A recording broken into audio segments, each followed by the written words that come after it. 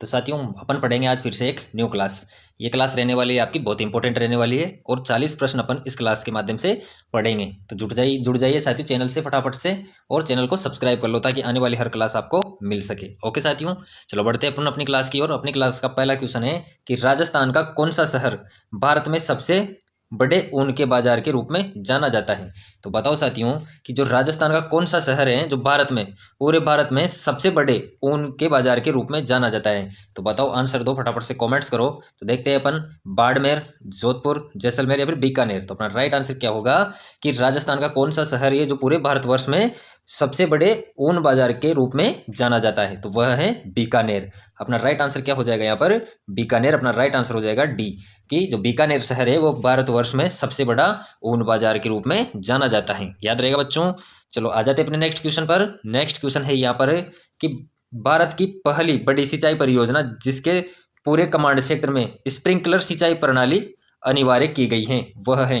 तो बहुत अच्छा क्वेश्चन है कि जो भारत की पहली सबसे बड़ी जो सिंचाई परियोजना है जिसके पूरे कमांड क्षेत्र में सिंचाई का जो सिंचाई प्रणाली है वो है स्प्रिंकलर यानी कि फव्वारे से अनिवार्य की गई वह है। तो कौन सी परियोजना के तहत की गई है, तो नर्मदा नहर परियोजना, जाखम परियोजना, माही बजाज सागर परियोजना या फिर बीसलपुर परियोजना। तो अपना राइट आंसर हो जाएगा यहाँ पर नर्मदा नहर परियोजना। की जो नर्मदा नहर परियोजना है ये भारत की पहली सबसे बड़ी सिंचाई परियोजना है जिसका जितना भी कमांड सेक्टर है उसमें सिंचाई प्रणाली है वो कौन सी है, स्प्रिंकलर। तो याद रहेगा आपको वो नर्मदा नहर परियोजना है।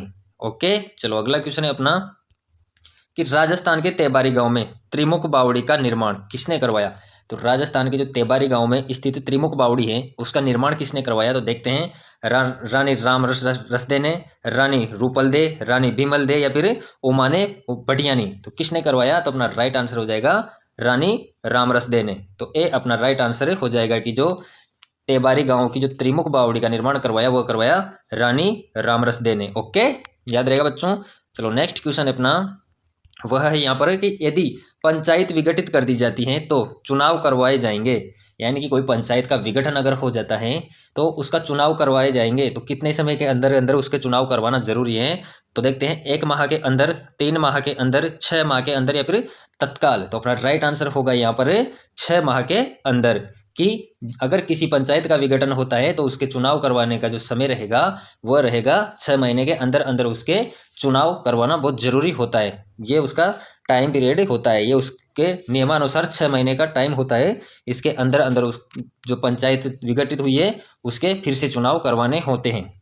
ओके, याद रहेगा। नेक्स्ट क्वेश्चन पर आ जाते हैं। नेक्स्ट क्वेश्चन है अपना यहाँ पर कि निम्न में से कौन सा पुरस्कार राजस्थान में MSME नीति 2022 के अंतर्गत सर्वोच्च कार्य करने वाले उपक्रमों हेतु प्रस्तावित नहीं है। नकारात्मक क्वेश्चन पूछा गया है कि जो सर्वोत्तम कार्य करने वाले उपक्रम हैं उनमें प्रस्तावित नहीं है, तो कौन सा नहीं है। देखते हैं, महिला उद्यमी, अनुसूचित जनजाति अनुसूचित जाति के उद्यमी या फिर असाधारण प्रक्रिया उत्पाद का नवाचार या फिर उत्पाद गुणवत्ता सुधार। तो अपना राइट आंसर यहाँ पर हो जाएगा डी, कि जो प्रस्तावित नहीं है वो कौन सा नहीं है, उत्पादक गुणवत्ता का सुधार। ओके, चलो नेक्स्ट क्वेश्चन है अपना कि राजस्थान के किस शहर में 1952 में मरु वनीकरण शोध स्टेशन की स्थापना की गई।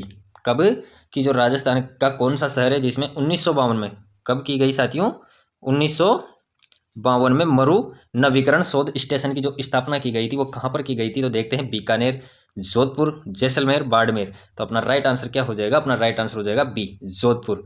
ओके, याद रहेगा आपको साथियों। साथ ही साथ कमेंट्स किया करो, जो आंसर होता है वो कमेंट्स में बताया करो ताकि उससे आपको क्या होगा कि आप खुद भी एक्टिव रहोगे कि हाँ कितने क्वेश्चंस के राइट आंसर मैं कर पा रहा हूँ। क्लास में जैसे 40 क्वेश्चन है तो 40 में से कितने क्वेश्चंस के राइट आंसर मैं कर पा रहा हूँ, कितने के आंसर मैं नहीं दे पा रहा हूँ। उससे फर्क ये पड़ेगा कि आप खुद अपना एनालिसिस कर सकते हो कि इतनी तैयारी मेरी हो चुकी है, इतना मुझे और पढ़ना है, किस हिसाब से मुझे पढ़ना है, किस हिसाब से मुझे आगे बढ़ना होगा। ये सब चीज़ें आप खुद से जान पाते हो, तो आंसर किया करो। ओके बच्चों, और साथ ही साथ चैनल को सब्सक्राइब कर लो। जितने भी विद्यार्थी नए जुड़े हैं वो चैनल को सब्सक्राइब कर लो ताकि आने वाली हर क्लास आपको मिले। साथ ही साथ सब्जेक्ट वाइज अगर आपको क्लास पढ़नी हो तो प्ले लिस्ट में जाकर आप पढ़ सकते हो। ओके बच्चों, चलो आ जाते हैं अपनी क्लास के नेक्स्ट क्वेश्चन पर। नेक्स्ट क्वेश्चन है कि हरियाली अमावस्या का पर्व किस तिथि को मनाया जाता है। तो क्वेश्चन है अपना कि जो हरियाली अमावस्या होती है, जो पर्व मनाया जाता है वो किस तिथि को मनाया जाता है। तो श्रावण अमावस्या को, फाल्गुन अमावस्या को, कार्तिक अमावस्या को या फिर आषाढ़ अमावस्या को। अपना राइट आंसर यहाँ पर होगा ए, अपना राइट आंसर हो जाएगा। जो श्रावण अमावस्या होती है उसको हरियाली अमावस्या का पर्व मनाया जाता है, याद रहेगा साथियों। चलो नेक्स्ट क्वेश्चन है कि मारवाड़ प्रगना विगत किसकी रचना है। तो यहाँ क्वेश्चन पूछ रहा है अपन से कि मारवाड़ प्रगनारी विगत नामक जो पुस्तक है, ग्रंथ है, उसकी रचना की गई थी, वो किसके द्वारा की गई थी। तो देखते हैं अपने पास 4 ऑप्शन है, तो इनमें से ढूंढते हैं कि किसके द्वारा मारवाड़ प्रगनारी विगत की रचना की गई। तो वीरबाण रत्न या फिर दयालदास, मोहनोत नैण सिंह या फिर सूर्यमल मिश्रण। तो किसके द्वारा की गई।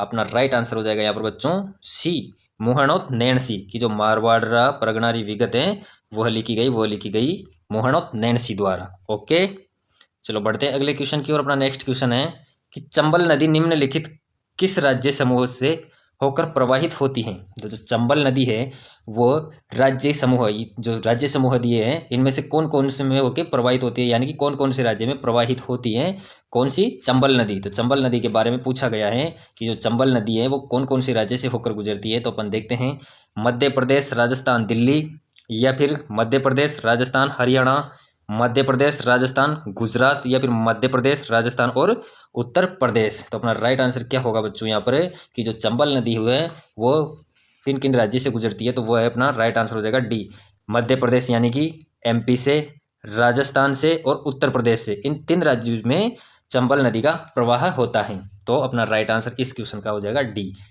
याद रहेगा आपको, अच्छे से क्वेश्चंस को पढ़ो साथियों और अच्छे से दिमाग में बिठा लो, क्योंकि क्वेश्चंस रिपीट होते हैं और अच्छे से दिमाग में बिठाओ ताकि क्वेश्चंस को एक बार देखो एग्जाम हॉल पे, तो जैसे ही क्वेश्चंस देखो आंसर कर पाओ। अपने आप को इतना तैयार कर लो एग्जाम के लिए कि कहीं से भी एग्जाम इधर क्वेश्चन उठा ले आप उसको आंसर कर पाओ। अपन की तैयारी उस लेवल की होनी चाहिए, तब अपन कंपटीशन को कॉम्पीट कर पाते हैं।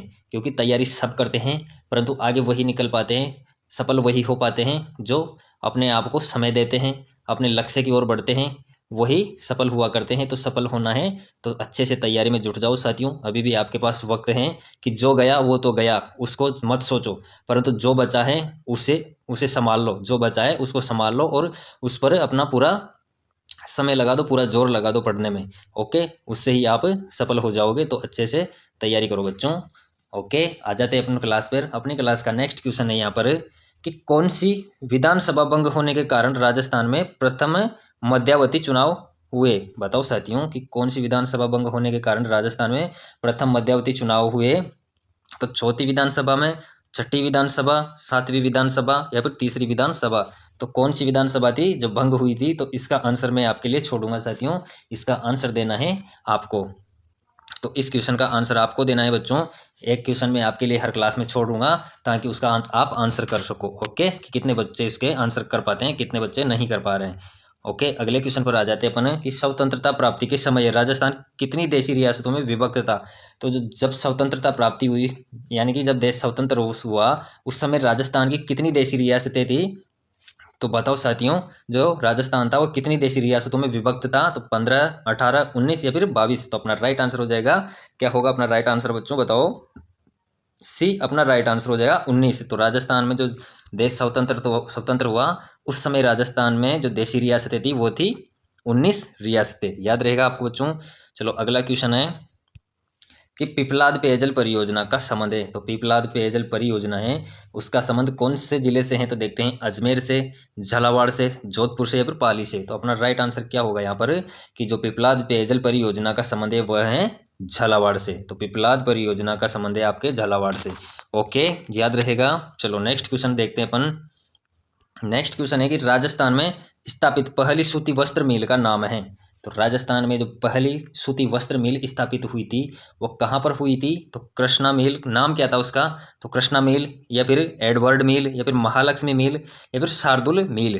तो जो राजस्थान में स्थापित पहली सूती वस्त्र मिल थी वह थी कृष्णा मिल। ए अपना राइट आंसर हो जाएगा कि जो राजस्थान की पहली सूती वस्त्र मिल स्थापित हुई वह थी कृष्णा मिल। उसका नाम क्या था, कृष्णा मिल था। ओके बच्चों, चलो नेक्स्ट क्वेश्चन है निम्नलिखित में से किसे कोल्लू यानी कि पलोदी का प्रमुख वार्षिक मेला समर्पित है। तो जो कोल्लू का वार्षिक मेला है वो किसको समर्पित है बच्चों बताओ। देवजी, बाबूजी, गोगाजी या फिर रामदेव जी? तो किसको समर्पित हैं? तो जो कोल्लू का प्रसिद्ध वार्षिक मेला है वह समर्पित है बाबूजी को। बी अपना राइट आंसर हो जाएगा। ओके साथियों, चलो बढ़ते हैं अपने अगले क्वेश्चन पर। अगला क्वेश्चन अपना कि जब राजस्थान में पहली बार राष्ट्रपति शासन लगाया गया, यहाँ राज्यपाल कौन था? तो अपने यहाँ पर क्वेश्चन पूछ रहा है कि जब राजस्थान में पहली बार, कब पहली बार राष्ट्रपति शासन लगाया गया, तब राजस्थान राज्य का जो राज्यपाल था वह कौन था? तो बताओ साथियों, बहुत अच्छा क्वेश्चन है और पिछले एग्जाम में पूछा हुआ क्वेश्चन है कि राजस्थान में पहली बार जब राष्ट्रपति शासन लगा उस समय राजस्थान का राज्यपाल कौन था? तो बताओ कौन था? देखते हैं। सरदार गुरुमुख निहाल सिंह या फिर सरदार हुकुम सिंह, सरदार गजेंद्र सिंह या फिर श्री संपूर्णानंद? तो अपना राइट आंसर क्या होगा साथियों? यहाँ पर अपना राइट आंसर हो जाएगा डी संपूर्णानंद की जो श्री संपूर्णानंद थे वह राजस्थान के राज्यपाल थे। कब? जब पहली बार राष्ट्रपति शासन लगाया गया था, याद रहेगा। चलो बढ़ते हैं अगले क्वेश्चन की ओर। नेक्स्ट क्वेश्चन है अपना कि निम्न में से कौन राजस्थान राज्य मानवाधिकार आयोग की पहली महिला अध्यक्ष थी?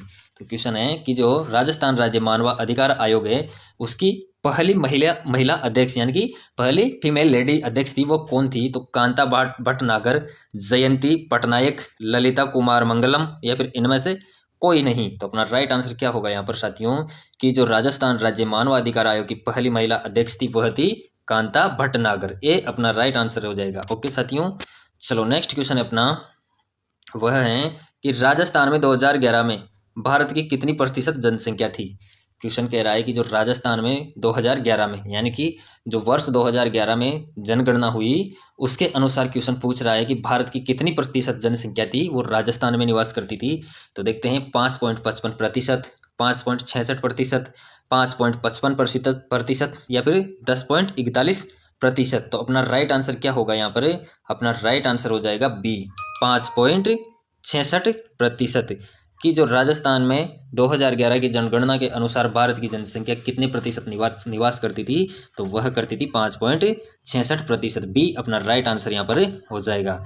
ओके साथियों, चलो अगला क्वेश्चन है अपना कि घड़ियाल के संरक्षण के लिए राजस्थान राज्य में कौन सा अभ्यारण्य स्थापित किया गया है? तो बताओ साथियों क्या होगा अपना राइट आंसर यहाँ पर? तो देखते हैं जयसमंद अभ्यारण्य, नाहरगढ़ अभ्यारण्य, चंबल अभ्यारण्य या फिर मुकुंदरा पहाड़ियां अभ्यारण्य। तो अपना राइट आंसर होगा बच्चों यहाँ पर वह हो जाएगा चंबल अभ्यारण्य। सी अपना राइट आंसर हो जाएगा कि जो घड़ियाल के संरक्षण के लिए राजस्थान राज्य का चंबल अभ्यारण्य है वो स्थापित किया गया है। किसके लिए? घड़ियाल के संरक्षण के लिए। कौन सा किया गया है? चंबल अभ्यारण्य। ओके, दिमाग में बिठा लो साथियों क्वेश्चंस को, अच्छे अच्छे क्वेश्चंस मैं आपके लिए निकाल के लाया हूँ।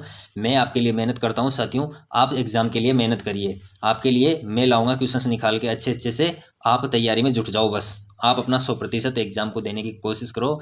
आपके लक्ष्य को अपना 100% दे दो। आपका जितना 100% बनता है उतना देने की कोशिश करो। जब थक पढ़ते पढ़ते थक जाओ तो ये मत सोचो कि यार मैंने इतना पढ़ लिया।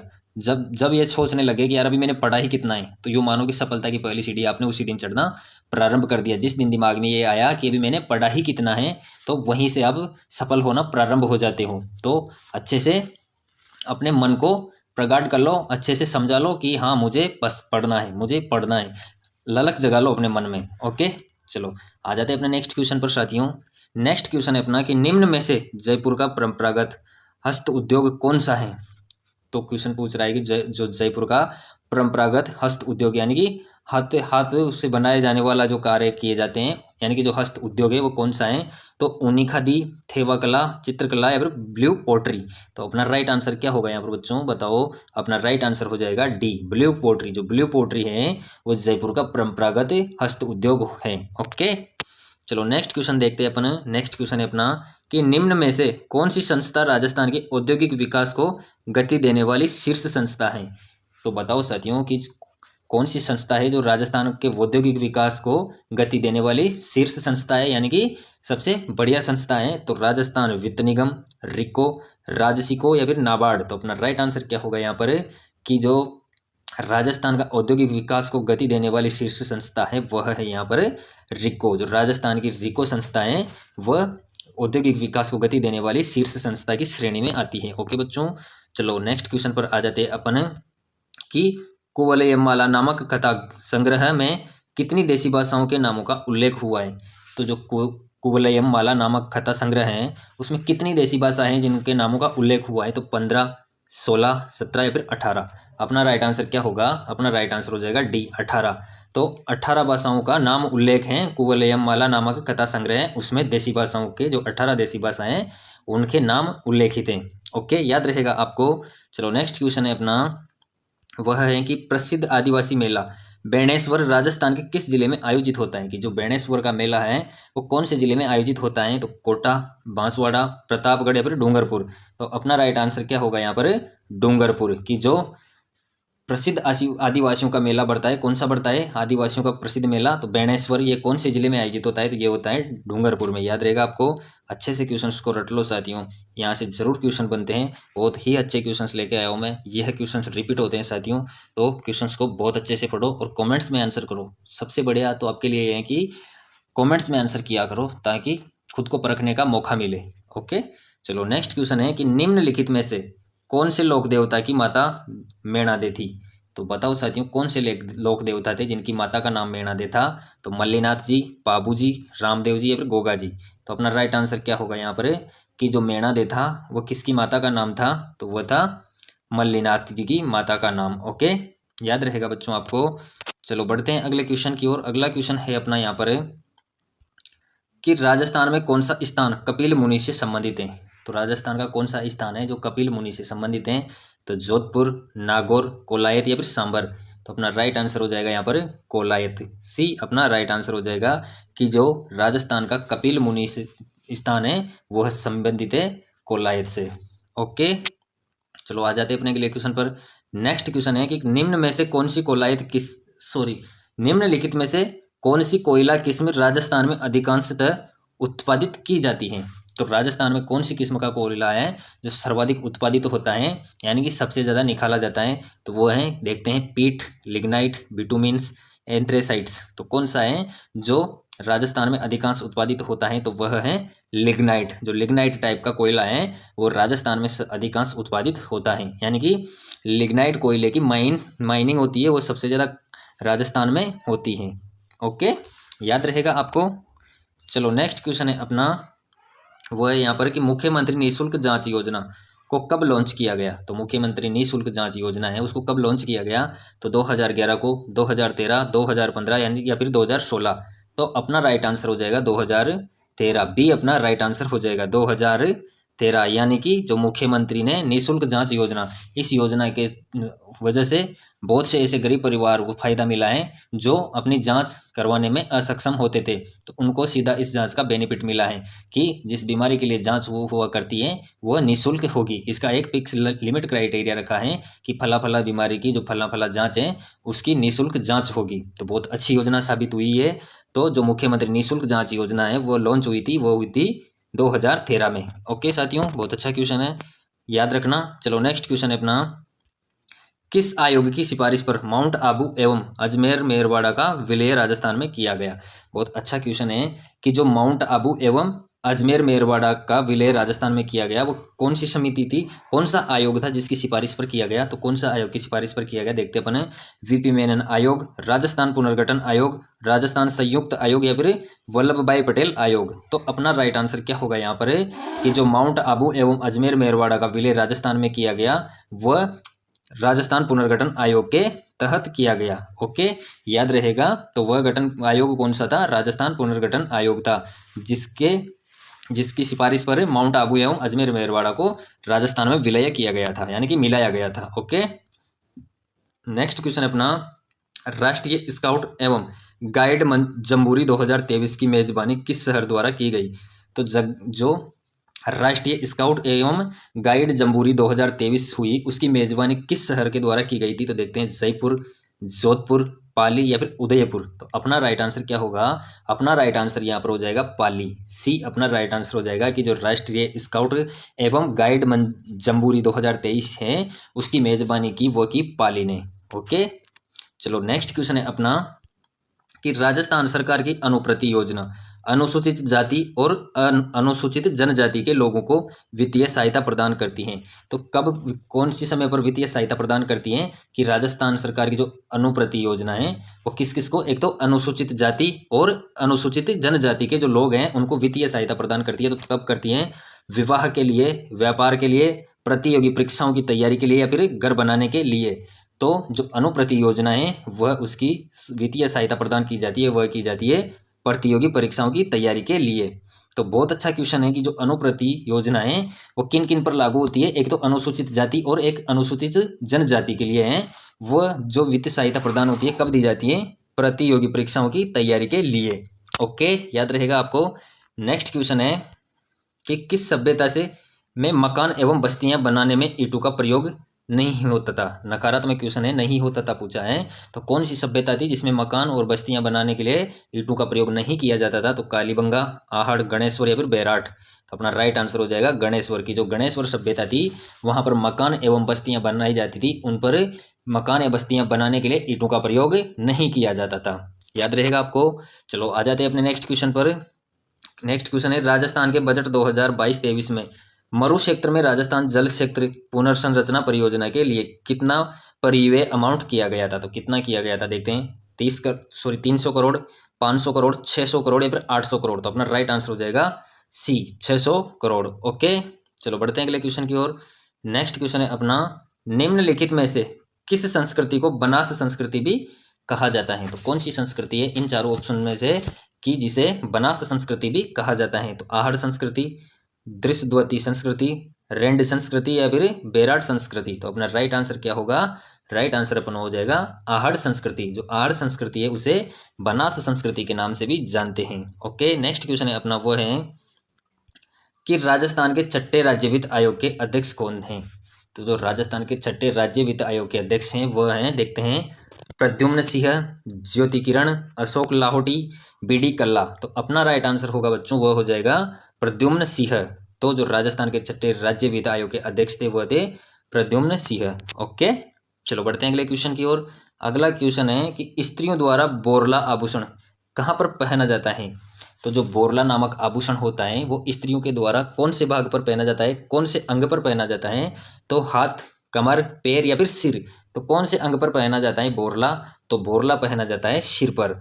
बोरला होता है साथियों वह इस प्रकार का गोल गोल बना होता है और पीछे से धागे से अपने सिर पर लगाकर स्त्रियां बांध देती हैं। ओके, चलो नेक्स्ट क्वेश्चन है अपना वो है यहाँ पर कि राजस्थान के कितने शिक्षकों को राष्ट्रीय शिक्षक पुरस्कार 2022 से सम्मानित किया गया है। अच्छा क्वेश्चन है कि जो राजस्थान के कितने ऐसे शिक्षक थे जिनको राष्ट्रीय शिक्षक पुरस्कार 2022 से सम्मानित किया गया था।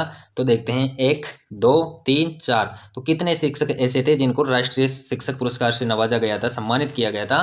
तो ऐसे शिक्षक थे दो शिक्षक ऐसे थे राजस्थान के जिनको राष्ट्रीय शिक्षक पुरस्कार 2022 से सम्मानित किया गया था। याद रहेगा बच्चों।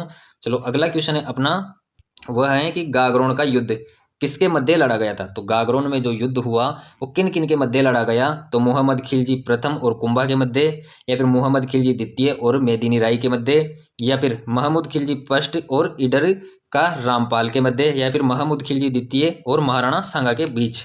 तो किसके बीच लड़ा गया गागरोन का युद्ध। तो गागरोन का जो युद्ध था वह लड़ा गया मोहम्मद खिलजी द्वितीय और महाराणा सांगा के बीच। डी अपना राइट आंसर हो जाएगा कि जो गागरोन का युद्ध हुआ वह हुआ मोहम्मद खिलजी द्वितीय और महाराणा सांगा के बीच में हुआ।